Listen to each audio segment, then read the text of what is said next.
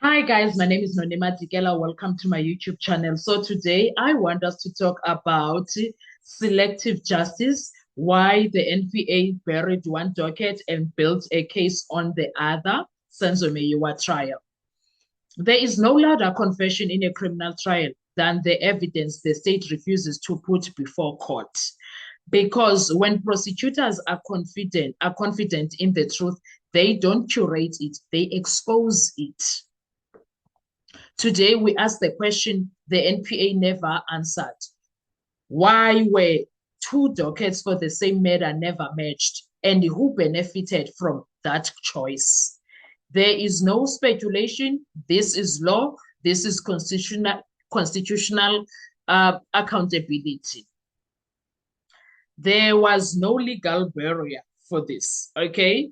Let's start with the effect the state cannot escape. There is no law in South Africa that prohibited merging docket 636 and docket 375. None.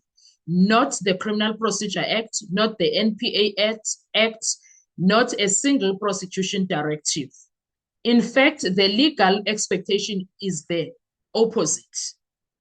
One, where multiple investigations arise from the same crime with overlapping evidence, with overlapping, pointing to the different suspects, the prosecution is expected to consolidate, evaluate holistically, disclose contradictions. Failing to do so is not neutral, it is a choice. What the NPA should have done, once docket 375 existed, the NPA had three lawful constitutional options. Number one option, merge the dockets. One murder, one evidentiary record, one truth tested in court. This is the gold standard of fairness. Two, proceed on one but disclose the other.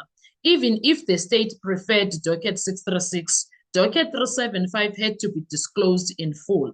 The defense had the right to test contradictions. This is the constitutional minimum. Third one, withdraw charges and reinvestigate. Conflicting police conclusions, then the only honest step is withdraw, reassess, investigate properly. That is not what they were willing to do. And the question is why? The NPA actually did, what the NPA actually did, they chose a fourth option, selective prosecution. They kept docket 636, they buried docket 375, and they proceeded as if the contradiction never existed. This is not a technicality, it's unlawful. South African courts have already warned against this exact behavior. Case 1, National Director of Public Prosecutions versus Zuma 2009.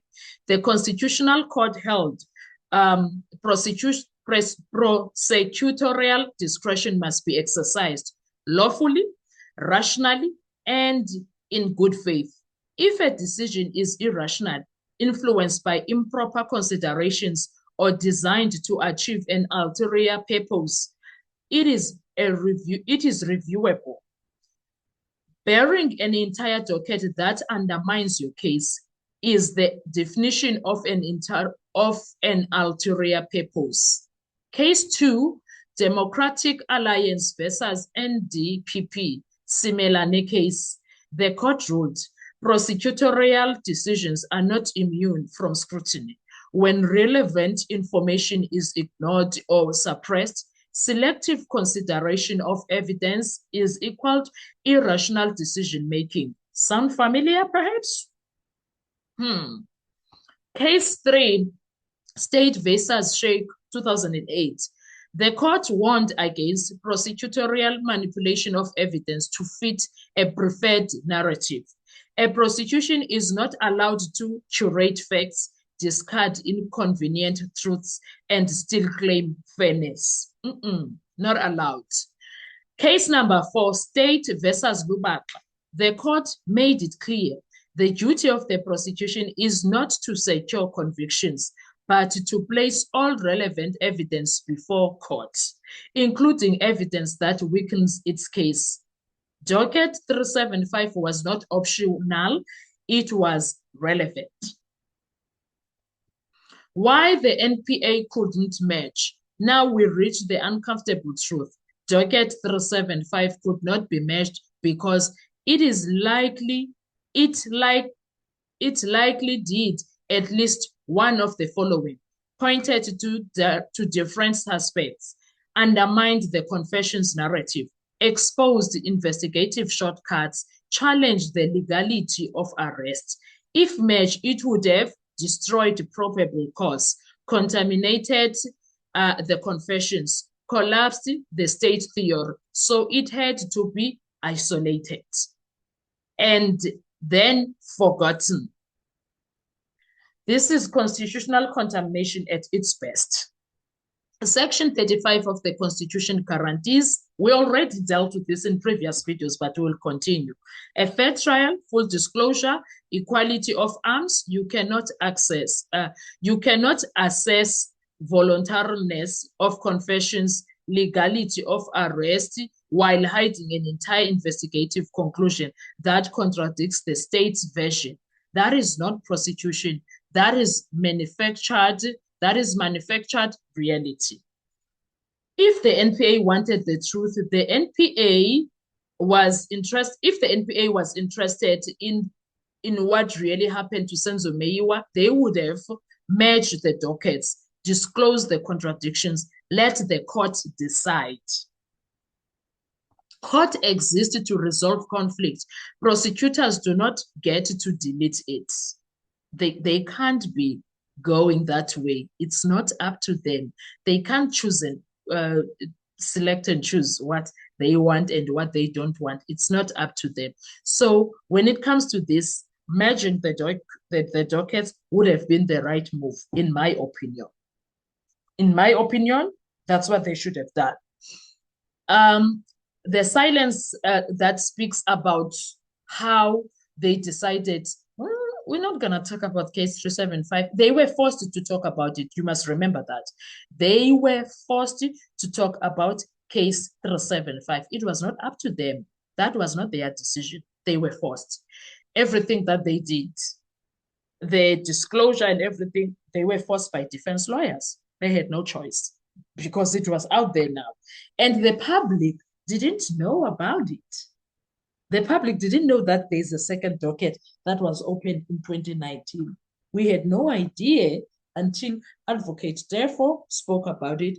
And also, Advocate Mshololo went as far as actually exposing what was inside. Mshololo went about it and exposed what was inside case 375, because we never knew that there was a case 375 defeating the ends of justice, murder, and against the 7 people that were, it was Kelly Khumalo, Gladness Ntombi Khumalo, Zandile, Lorraine Khumalo, Tumelo Madlala, who's this? Longwe Twala, Mthokoziseni Twala, Maggie Phiri, who cleaned the crime scene. She was not in the house, but she cleaned the crime scene. So they were supposed to be arrested in case 375, but no one is talking about it. They go NPA. They're not interested. Anyway, perhaps they are interested, but instead of them saying they will see what happens to 375, they were supposed to merge the documents, the dockets together, merge them so that they come up with a fair trial. So now docket 375 wasn't rejected in court. It was disproved. It wasn't tested. It was buried. And under South African law, that silence is not innocence. It is evidence, because when the state chooses one truth by hiding another, justice is no longer blind. It is directed in a certain direction. It is directed in a certain direction, and that direction is not the choice of the defense or the accused. They are choosing to actually go the way they want to go. Anyway, guys, subscribe, share, comment, because the question is no longer who killed Senzo Meyiwa. It is who decided which truth South Africa was allowed to see. That is where we are standing. That's the ground we are standing in right now. And we are here for it because it looks like it is busy unfolding right in front of our eyes. So please make sure you stick around on this channel and make sure that you drop your comments in the comment section. We talk about this. And I thank you so much.